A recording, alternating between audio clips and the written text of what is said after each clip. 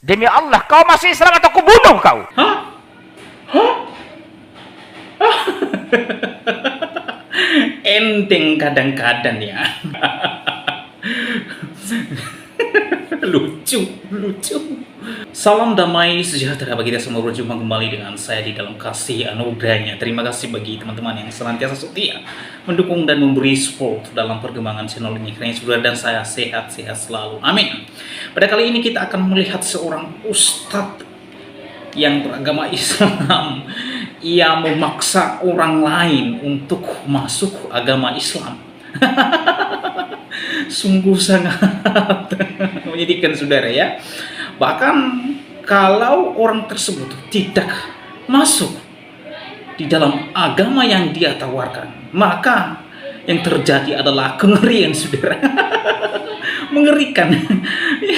Ini satu ajaran yang sangat mengerikan saudara.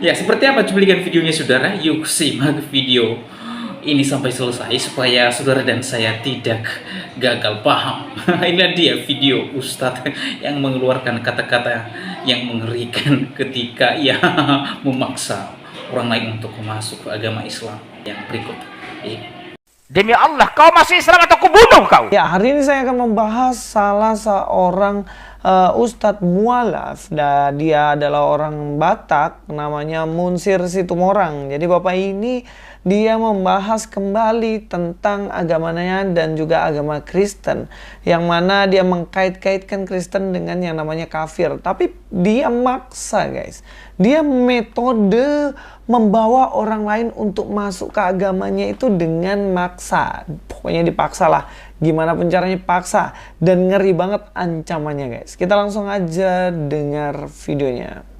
Iya, mau nggak saya Islamkan sekarang? Tapi satu hal harus kalian catat, demi Allah, Islam itu agama toleransi dan tidak ada paksaan. La ikraha fiddin. Tidak ada paksaan. Silakan masuk Islam, silakan tidak. Tapi kalau tidak masuk Islam sampai besok pagi kalau meninggal, insya Allah neraka jahanam. Siap? Saya pakai bahasa selalu begitu. Umar kan begitu. Ada seorang menantang dia ketika menjadi khalifah. Demi Allah, kau masuk Islam atau kubunuh kau. Aku Islam kan. Di kemudian hari beliau ini menjadi gubernur. Apa dia bilang? Demi Allah, seandainya Umar tidak tegas keras kepadaku, mungkin sampai hari ini aku masih kafir. Itulah membuat saya tertarik, tegas bicara di akhir dialog itu. Dia ngomong, Pak, demi Allah, seandainya Umar tidak tegas dulu kepadaku, mungkin sampai hari ini aku kafir. Kubunuh kau, kata Umar. Tapi kalau orang jil ini ribut ini, kayak bebek begitu. Ya, di situ dia mengatakan bahwa kalau kau nggak masuk agama Islam sekarang, maka kamu akan masuk neraka jahanam. Oke lah, itu kan pandangan dia, nggak ada yang keliru. Tetapi karena kaitannya adalah dia yang diajak ngomong adalah orang Kristen. Bagaimana bahkan dikatakan begini, kau masuk Islam atau kubunuh, katanya. Ngeri juga ya ancamannya kayak gitu. Dan itulah yang menjadi patokan dia, bagaimana jika dia menyampaikan agamanya bahkan harus disertai dengan ancaman Pak Munsir nih. Yang ngeri banget nih. Ketemu orang-orang Kristen dan kemudian orang-orang Kristen diancam-ancam sama dia. Kamu masuk Islam atau kamu kubunuh. Waduh, ngeri cuy. Dan memang kalau yang demikian ini ya terserah kalau itu memang agama Anda. Tapi ya nggak sengeri itulah harusnya ya. Namanya manusia kan punya free will, hak kebebasan. Apa jadinya kalau itu diterapkan di Indonesia ini? Ketemu semua orang dikatakan demikian, kan nggak boleh guys. Apalagi juga di negara yang bebas beragama begini ya janganlah main ngancem kan gitu. Dan memang kalau dalam sudut pandang Kristen sendiri, jika orang Kristen memberitakan Injil, amanat agung, itu tidak boleh disertai dengan yang namanya ancaman atau paksaan. Nggak boleh sama sekali bilang, kamu masuk Kristen atau kamu kubunuh. Itu nggak boleh banget. Itu berdosa. Dan itu salah. Itu adalah cara-cara yang salah. Bahkan dalam Alkitab sendiri diingatkan akan hal ini. Saya mengutip satu ayat dalam 1 Petrus 5 ayat 2 dikatakan, gembalakanlah kawanan domba Allah yang ada padamu. Nah, ini konteksnya adalah orang-orang yang sudah bertobat. Itu harus digembalakan. Siapa yang ada pada kita yang dipercayakan harus gembalakan, jangan dengan paksa. Perhatikan di sini. Tidak boleh dengan paksaan. Paksaan tuh bagaimana? Yang artinya ya dipaksain, nggak boleh. Kamu ke gereja atau kalau enggak aku masukin penjara. Nah, itu nggak boleh. Jadi kayak misalnya kamu ke gereja, kalau enggak aku pecat kamu dari pekerjaan ini. Nggak boleh. Itu namanya dengan paksaan. Tetapi dengan sukarela sesuai dengan kehendak Allah dan jangan karena mau mencari keuntungan.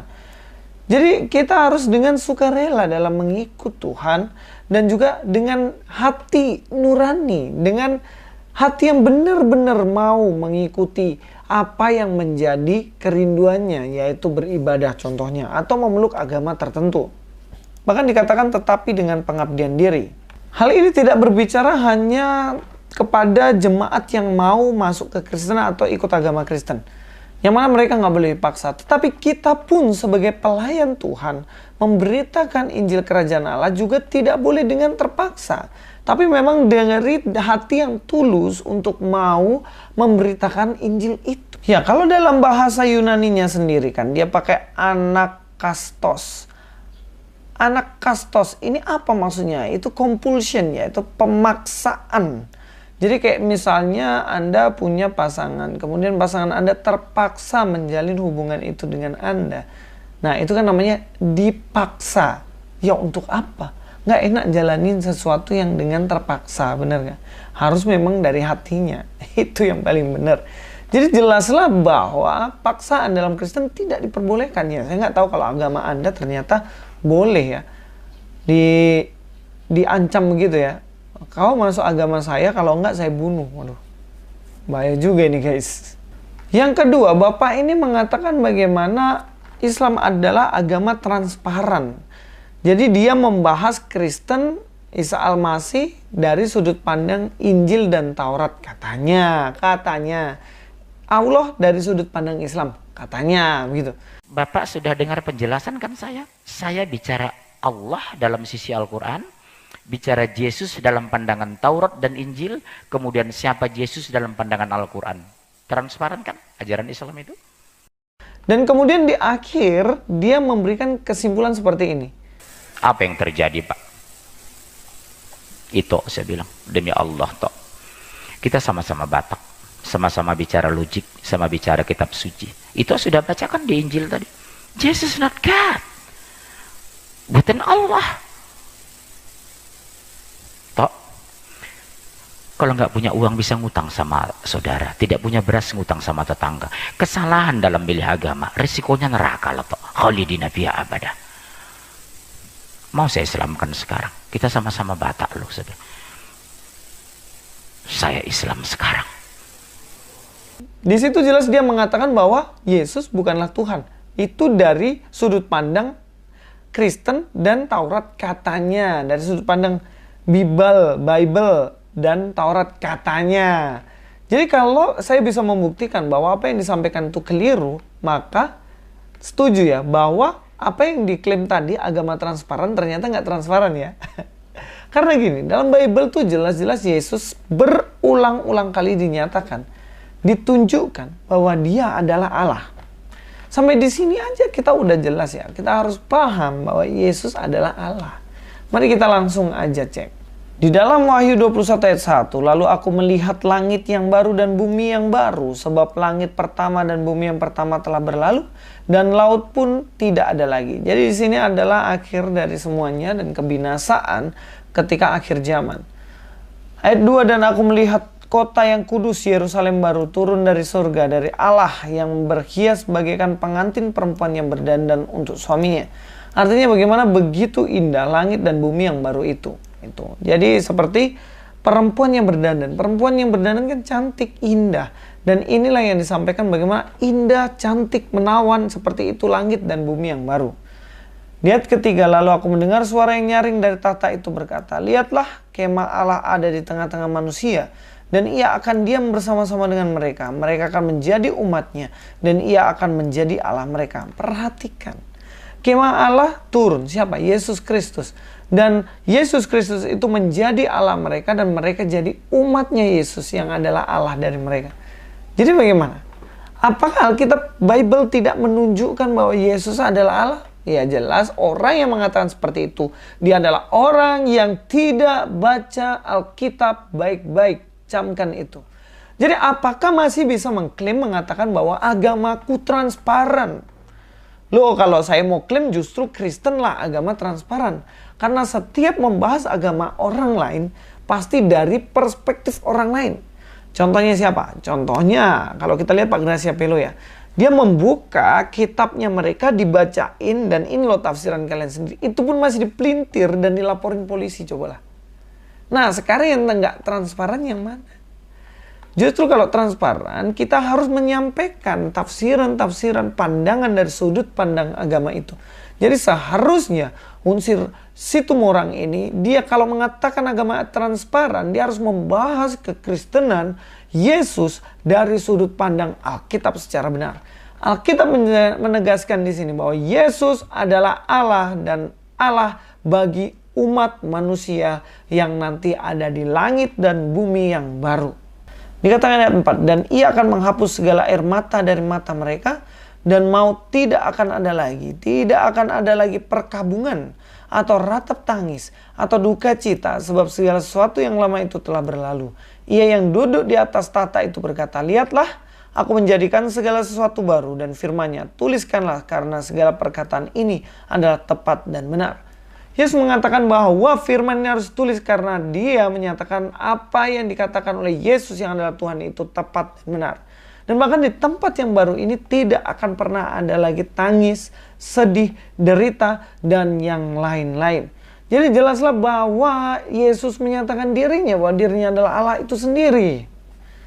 Bahkan di ayat 6 ya dikatakan firman-Nya lagi, kepadaku semuanya telah terjadi, aku adalah Alfa dan Omega, yang awal dan yang akhir. Orang haus akan kuberi minum dengan cuma-cuma dari air kehidupan. Barang siapa menang, ia akan memperoleh semuanya ini. Aku akan menjadi Allahnya dan ia akan menjadi anakku. Yesus yang adalah Alfa dan Omega mengatakan bahwa engkau akan menjadi anakku dan aku akan menjadi Allah bagimu.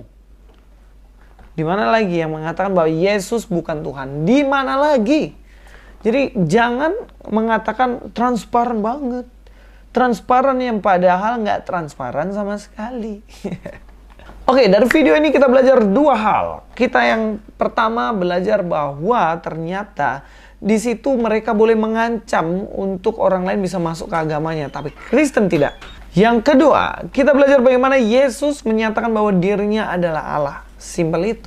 Jadi nggak usah mengada-ada, mengklaim diri transparan, padahal semuanya hanya tertutup dan tidak boleh orang lain belajar tentang kebenaran dari tempat tersebut. Teman-teman, itulah dia cuplikan video seorang ustadz. Saya kurang tahu orang ini adalah seorang ustadz atau makhluk lain ya. Karena pada cuplikan video tadi kita akan melihat ia mengucapkan kata-kata yang sangat mengerikan, saudara. Ya, ia memaksa orang lain untuk masuk di dalam agama Islam. Kalau tidak, maka yang terjadi adalah kengerian. Nah, saya hanya ketawa, saudara, melihat orang-orang seperti ini ya. Ya, di kalangan agamanya mungkin dia adalah seorang yang dikatakan orang hebat. Dikatakan orang yang sudah berpendidikan, bahkan dikatakan seorang penceramah, tetapi kok mulutnya dan kata-katanya kata-kata orang yang tidak berpendidikan. Masa Anda melakukan pemaksaan kepada seseorang? Ya, kalau orang itu tidak mau masuk dengan agamamu, masa konsekuensinya adalah seperti yang Anda katakan tadi? Mengerikan, saudara. Ini aja, apa ini? Ini ajaran siapa ya? Nah teman-teman, saya melihat ajaran orang-orang seperti ini adalah orang-orang yang sudah mabuk agama.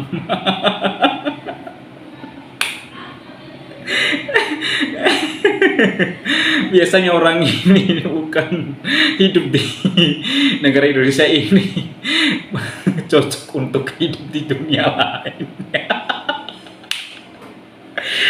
Di dunia angkasa ya saudara ya. Nah itulah orang-orang yang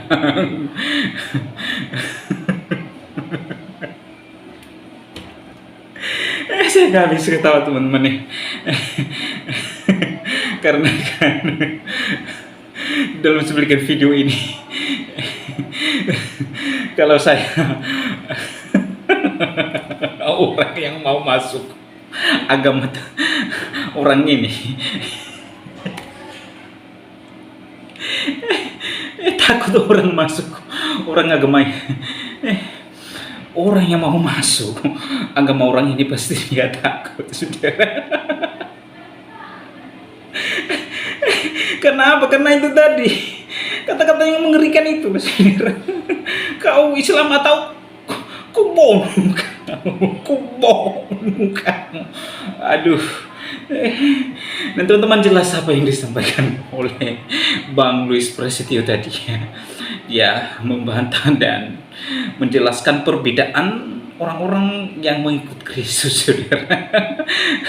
Ya, jadi jelas apa yang disampaikan oleh Louis Prasetyo. Saya tidak lagi mengulangnya kembali di sini karena sangat jelas bahwa perbedaan pengikut Kristus dengan pengikut yang lain adalah sungguh sangat berbeda, sangat signifikan, ya saudara ya.